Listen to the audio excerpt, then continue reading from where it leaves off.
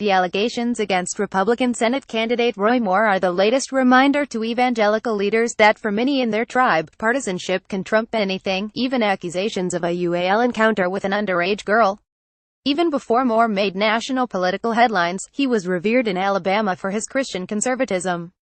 The former Alabama Chief Justice was a known culture warrior who was kicked off the bench in September 2016 after an ethics commission said he tried to block same marriage in the state, an act of revolt against a U.S. Supreme Court ruling. In 2003, he was removed as Chief Justice for defying a federal court's order to remove a monument of the Ten Commandments he had installed at the state judicial building. Moore previously had been suspended while a circuit judge for refusing to remove a wooden plaque of the Ten Commandments behind his bench. He has said that Muslims should not be allowed to serve in Congress and that homoequality should be illegal. In a state where, according to the Pew Research Center, 86% of residents are Christian and 49% identify as evangelical, Moore's views proved popular.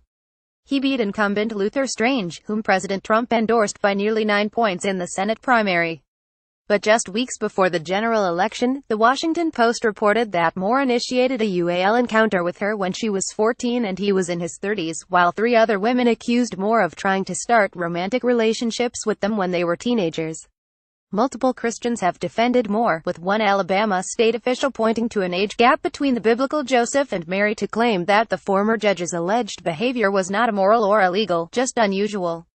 And after the allegations were public, the legislative affiliate of the Family Research Council, a conservative Christian organization that endorsed Moore, tweeted that he was still in the lead.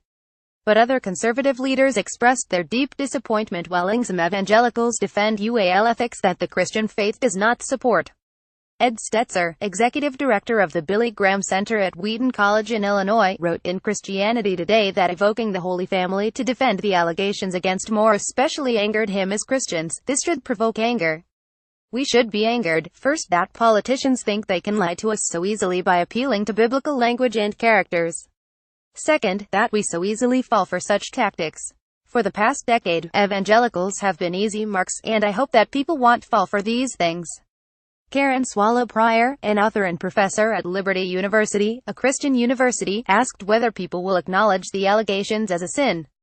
But this is not the first time in the current political climate that evangelical leader had to remind those within their flock of the seriousness of UAL misconduct allegations. Many evangelicals still supported Trump after the Access Hollywood tape surfaced of him bragging about grabbing women's genitals without their permission, something Joe Carter, an editor of the Gospel Coalition, wrote was in direct opposition of their faith. But for the most part, evangelicals have historically been the ones most opposed to lowering moral standards for politicians and to accepting their UAL indiscretions and crimes.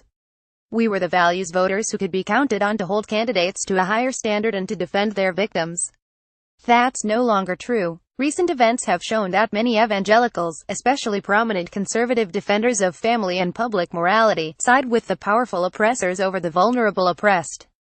Many have shown they are willing, even eager, to overlook admissions of UAL assault if it will lead to their preferred political outcome. In discussing Moore, a candidate he supported, Jerry Falwell Jr., a member of Trump's Evangelical Advisory Council, referenced how evangelical voters responded to UAL harassment and assault allegations against the president. It comes down to a question: who is more credible in the eyes of the voters, the candidate or the accuser? The Liberty University president told the Religion News Service. The same thing happened to President Trump a few weeks before his election last year, except it was several women making allegations, Falwell added. He denied that any of them were true, and the American people believed him and elected him the 45th President of the United States. Only 8% of Trump voters believed the allegations against Trump, according to a HuffPost YouGov poll. It's not clear how many of those supporting Moore believe these reports, but some have said that if the allegations are true, they will still support Moore. What's clear is that, when it comes to allegations of UAL misconduct, evangelical leaders and evangelical voters appear to be reading from two different books.